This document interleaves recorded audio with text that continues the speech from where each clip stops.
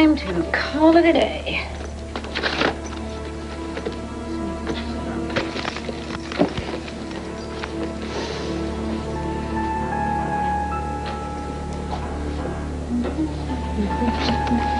Oh, Brooke. Liz, hi. I wasn't sure if anyone was still here.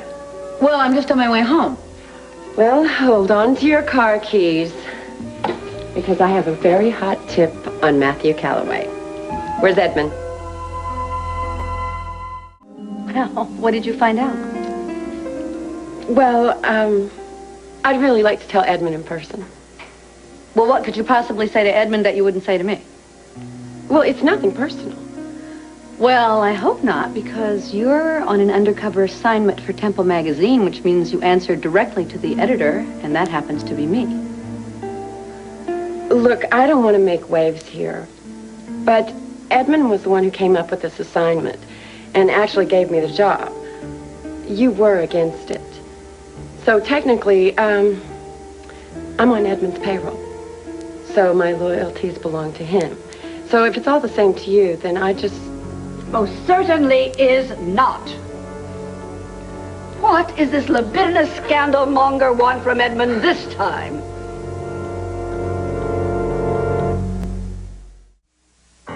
Liz, could you please excuse us?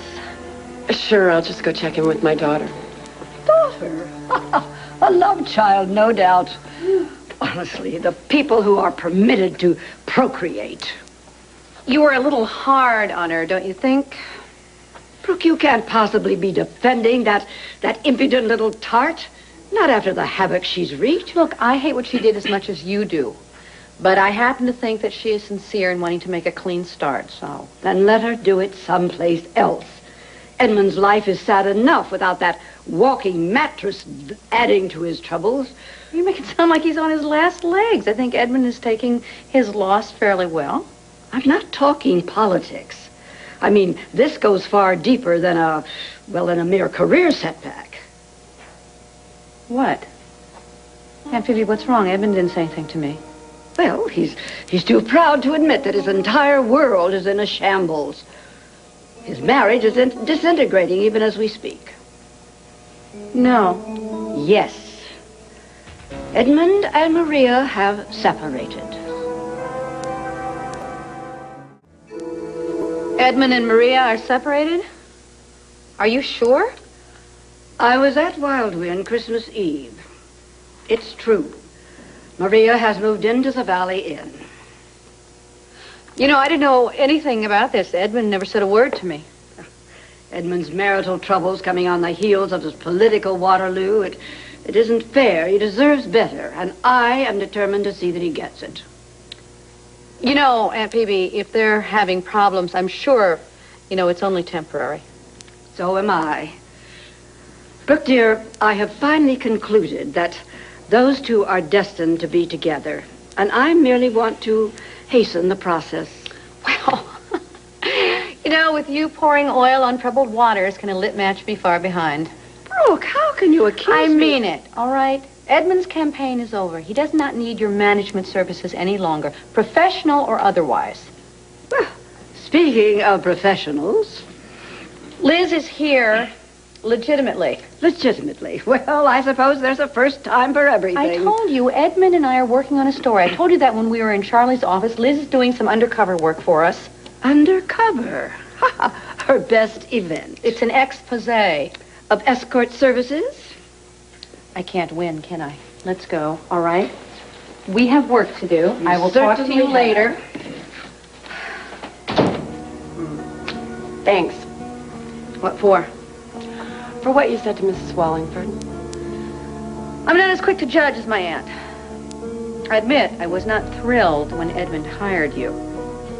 Trust has to be earned. Let's get Edmund on the phone.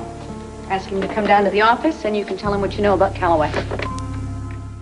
It's Brooke English on the phone. She said it was important. Okay. Thanks, Lucy. Sorry. Yellow Brooke? Oh, Edmund, hi. Listen, I'm sorry to call you at home this late. We have a hot scoop on Callaway. Can you get down to the office?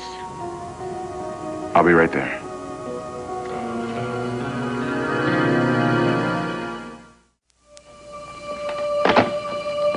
Listen, sorry for the interruption. There's some late-breaking news. Really?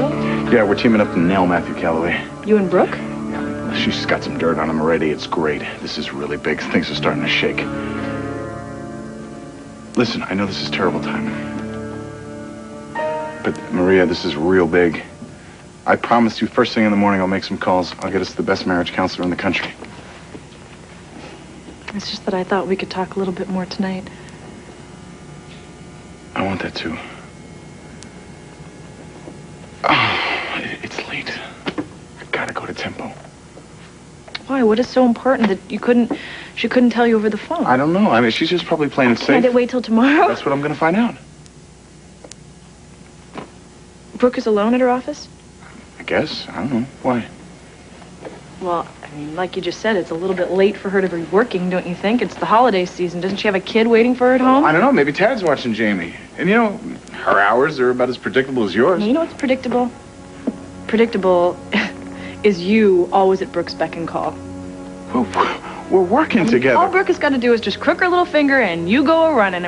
Are you serious? It's just like the old days. It's deja vu. Brooke's got you in her back pocket.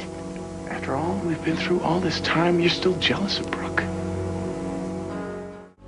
Maria, you have absolutely no reason to be jealous of Brooke. That phone call was strictly business. Our sole reason to join forces is to nail Callaway, and you suggesting there's more to it is paranoid. Oh, is it? Is it paranoid to wonder why, out of the hundreds of other journalists available to share your byline, you pick your ex-lover? She happens to be one of the best editors in the business. You know, she happens to be, used to be the love of your life. Yeah, well, now she's one of my best friends, period. I can't believe we're still having this discussion. Excuse me, but you just reamed me out for rushing to go get an apartment. I mean, how many records did you break running back to Brooke? I didn't run back to Brooke. Oh, would you just be honest, please? You're so big on the almighty truth. I mean, come on, who enlisted whom to join forces here? I mean, whose bright idea was it for you guys to just team up?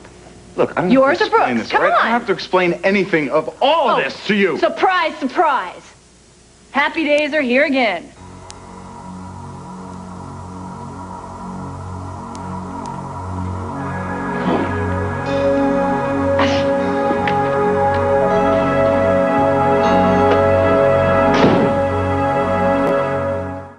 So, it's my first day in Callaway's office, right? I'm observing, answering the phone, learning the ropes, and I notice that this guy is staring at me. Well, it starts to bug me, so the first time we're alone, I call him on it. And? What did he say? He got really flustered. I told him that I didn't socialize with people that I worked with, and he told me if that was true, that I wasn't going to last very long in that office. He also told me that he was very surprised that Callaway hired me in the first place, because I definitely wasn't his type. Not his type. Very interesting. Nice work your first day out. Well, I would say that Callaway definitely doesn't have an all-work and no-play style. I think you're right. I think we're onto something. Oh, I think we're definitely onto something.